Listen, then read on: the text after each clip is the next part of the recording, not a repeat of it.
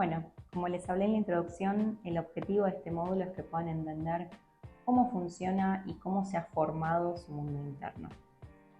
Como muchos de ustedes saben, y no hace falta ser un experto en psicología para saber esto, es que nuestra personalidad se va formando durante nuestra infancia. Cuando somos niños, estamos en un estado de completa vulnerabilidad y desvalimiento, porque todas nuestras necesidades deben ser cubiertas por un otro, ¿no? Para sobrevivir. Deben ser cubiertas por nuestros cuidadores, nuestros padres, quien sea que esté a cargo de nuestra crianza, ¿no? Pero esto no se trata solamente de recibir alimento y refugio, sino también de recibir atención amorosa, vivir en un ambiente seguro y estable, sentirme aceptado por mi entorno. Es decir, que cuando somos niños no alcanza con ser alimentado y tener un techo para tener un desarrollo pleno y estar bien, sino que todos los seres humanos también tenemos la necesidad de ser aceptados y amados incondicionalmente.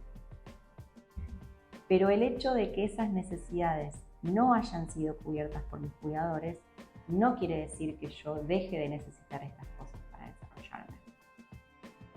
Cuando no recibimos de nuestro entorno eso que necesitábamos para desarrollarnos plenamente, tal vez porque crecimos en un ambiente donde no nos sentíamos seguros, amados o protegidos, nuestro cuerpo interpreta eso como una amenaza a nuestra supervivencia. Y cuando nuestro cuerpo interpreta que estamos ante un peligro, envía la señal a nuestro cerebro para protegernos. Esto activa nuestro sistema nervioso y se produce como una cascada de acontecimientos internos biológicos, como la liberación de ciertas hormonas, cambios en nuestro patrón respiratorio, ritmo cardíaco, etc., que a su vez crean conductas que nos permiten sobrevivir a nuestro entorno y así cubrir nuestras necesidades de otra forma. Estas conductas de supervivencia tienen la intención de ayudarnos a satisfacer nuestras necesidades, como por ejemplo la necesidad de sentirnos amados y aceptados por nuestro entorno, pero eso no quiere decir que esas necesidades sean efectivamente satisfechas. Es un intento de solución, pero que muchas veces no genera el efecto que estamos buscando. Esas conductas que se van generando se llaman estrategias defensivas o mecanismos de defensa, y esto es algo que sucede inconscientemente, es decir, no hay una voluntad consciente de mi parte de crear esas conductas, sino que es algo que se genera a partir de una necesidad. Pongamos un ejemplo. Supongamos que siendo muy niña recibí muchas críticas en mi casa por el aspecto de mi cuerpo. Y en esas experiencias me sentí humillada y avergonzada. Tal vez mi mamá me decía que necesitaba bajar de peso, o tal vez no me decía nada, pero yo veía que ella me daba menos comida que a mis hermanos, por ejemplo. Y a partir de esas experiencias, donde mi necesidad de ser amada y aceptada incondicionalmente no está satisfecha, yo empiezo a creer que hay algo que está mal en mí. A partir de eso, empiezo a forjar la creencia de que mi cuerpo no es como debería ser, o de que tengo que ser más flaca, por ejemplo. Y esas creencias van dejando una marca muy profunda en mi inconsciente, y a su vez generan comportamientos que son acordes a esas creencias, justamente para poder protegerme de ese dolor de sentirme no aceptada, ¿no? Por ejemplo, puedo crear una autoexigencia muy rígida respecto de mi cuerpo, donde no me permito comer lo que quiero, no me siento culpable si no hago ejercicio, etc. Generando tal vez lo que para la psiquiatría es un trastorno alimentario, pero desde esta perspectiva podemos ver que este trastorno alimentario vino de algún modo a protegerme de ese dolor, de no ser aceptada, por quienes yo necesitaba ser aceptada incondicionalmente. Y bueno, es importante marcar que estas creencias son inconscientes, porque muchas veces no tenemos ni idea que tenemos esas creencias tan marcadas en nuestras psiquis. El problema es que estas creencias y estrategias defensivas van creando como una coraza, ¿no? Una protección, que si bien me permite sobrevivir a mi entorno, ¿no? Porque tal vez la puedo hacer feliz a mamá siendo más flaca y me puedo sentir más aceptada por ella, lo cual es algo que necesito, ¿no? Siendo niña o adolescente, pero al mismo tiempo esas defensas me hacen sufrir un montón, no solo porque le estoy haciendo mal a mi cuerpo con mis conductas, sino porque también siento que si no lo hago, ¿no? Si no me mato de hambre, por ejemplo, voy a perder el amor de mamá, lo cual es sumamente hiriente, ¿no? Sobre todo cuando somos niños y adolescentes, ya que somos más vulnerables. Entonces, si no somos conscientes de esas creencias que están en la base de nuestros comportamientos, esas creencias van a sentenciar nuestra realidad y la vida que estamos creando. Porque nuestro cerebro siempre intentará confirmar esas creencias en nuestra realidad externa. De esto se trata el famoso sesgo de confirmación, ampliamente estudiado por las neurociencias, donde nuestra mente inconscientemente está siempre buscando evidencia, ¿no?, que confirme nuestras creencias e ignora todo el resto de la información que contradice esas creencias. En esto se basa mucho de los trabajos terapéuticos que se hacen desde la psicología cognitiva, por ejemplo, donde se ayuda al paciente a buscar evidencias en su historia personal y su vida cotidiana que contradigan o por lo menos no confirmen las creencias que éste tiene sobre sí mismo. Esto es muy difícil de ver por nosotros mismos, ya que sucede de forma inconsciente, ¿no? Y por eso es muy útil la ayuda de un terapeuta que nos ayude a ver nuestra realidad desde otra perspectiva. Pero con práctica y autoindagación es posible descubrir cuáles son esas creencias inconscientes y tenerlas en cuenta, ¿no?, a la hora de evaluar nuestra realidad.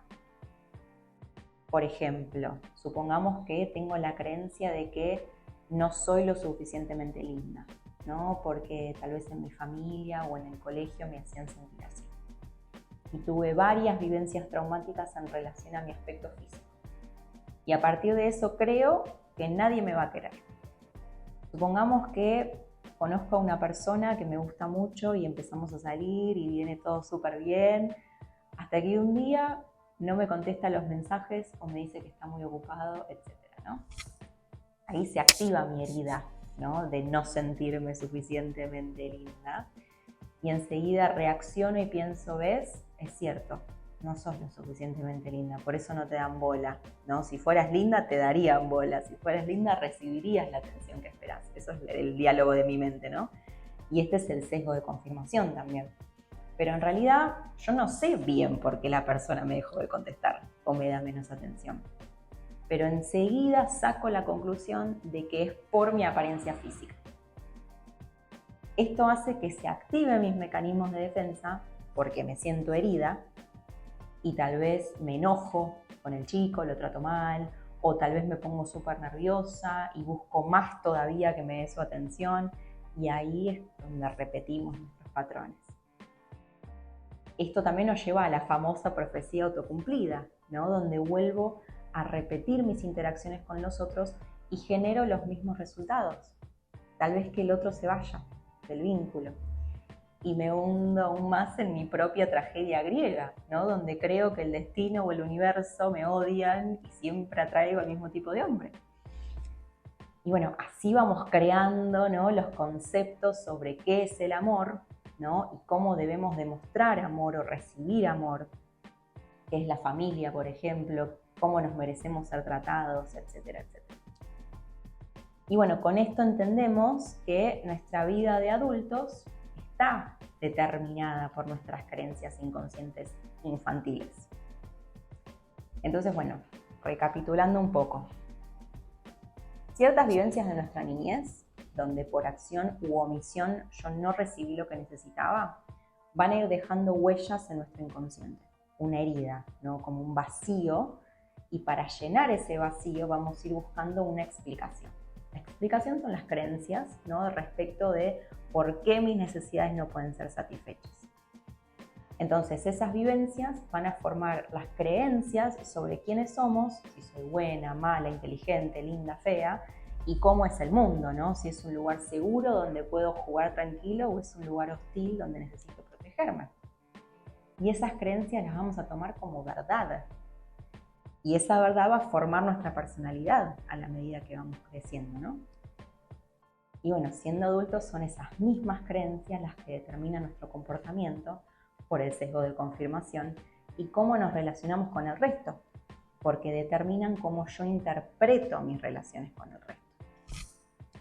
Entonces, si siendo niño interpreto inconscientemente que mi vida está en peligro, tal vez porque el cuidado y la presencia de mis cuidadores es un poco impredecible y caótica, no me puedo sentir seguro en mi propio cuerpo y mi cerebro no puede desarrollarse correctamente. Queda como en un estado más primitivo, ¿no? Entonces me cuesta mucho madurar emocionalmente.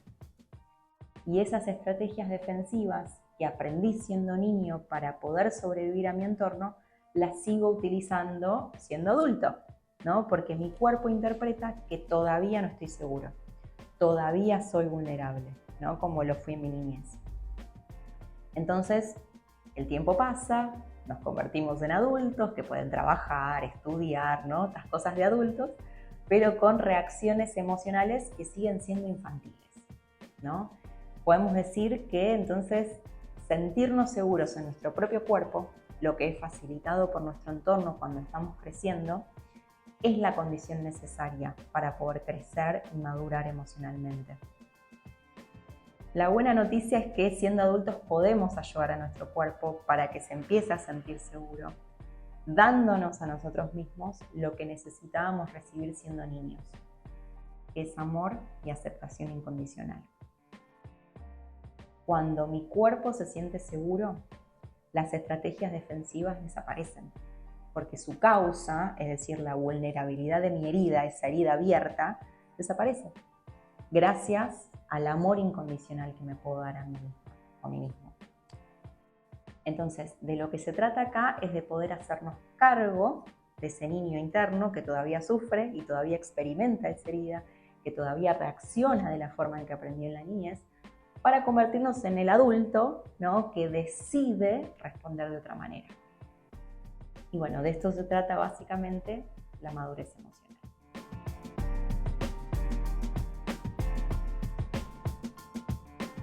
Les voy a explicar acá brevemente los ejercicios que les dejo en el PDF de este primer video.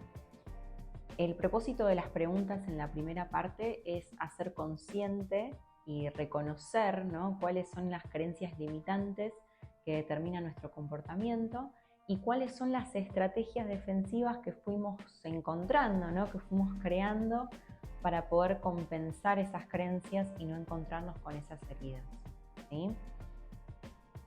Como muchas de estas creencias son inconscientes, te voy a pedir que te fijes más en tus comportamientos que en tus pensamientos, ¿no?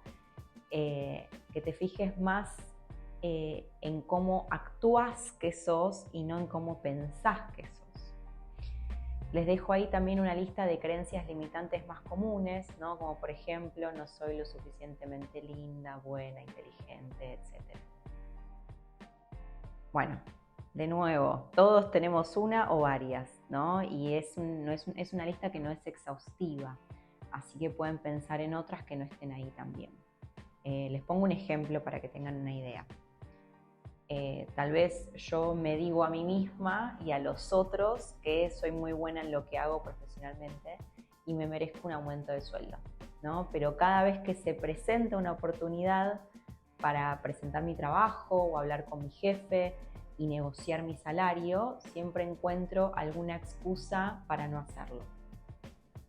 Eso tal vez denota que tengo la creencia de que no soy lo suficientemente buena en mi trabajo, no soy lo suficientemente capaz, o que no merezco un aumento de sueldo.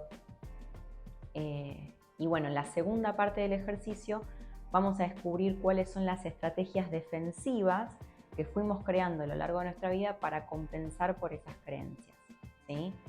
Entonces vamos a usar las creencias que encontramos en la primera parte para responder la segunda parte, que es las estrategias que fuimos encontrando para poder suplementar, ¿no? y satisfacer nuestras necesidades de otra forma.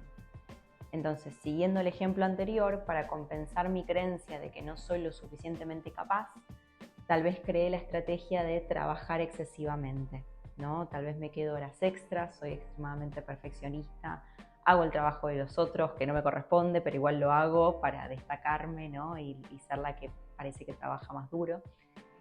Y esta estrategia me permite no encontrarme con ese dolor de pensar que no soy suficientemente capaz, aunque ya sabemos que aunque no quiera ver ese dolor, sigue estando ahí. Y al mismo tiempo me trae un beneficio, ¿no? Que es que todos quieren trabajar conmigo porque soy la que más trabaja y eso me hace sentir importante, ¿no? Pero bueno, eso al mismo tiempo me desgasta muchísimo física y emocionalmente, porque no solo que trabajo mucho más de lo que debería, sino que también creo inconscientemente que si no lo hago, todos se van a dar cuenta de que no soy suficientemente capaz. Y bueno, podés, si querés, hacer una lista, ¿no? Donde en una columna pones la creencia limitante, que es esta herida, ¿no? La que quiero esconder, y en la otra la estrategia defensiva. Por ejemplo, no soy suficientemente capaz y la estrategia es trabajar excesivamente.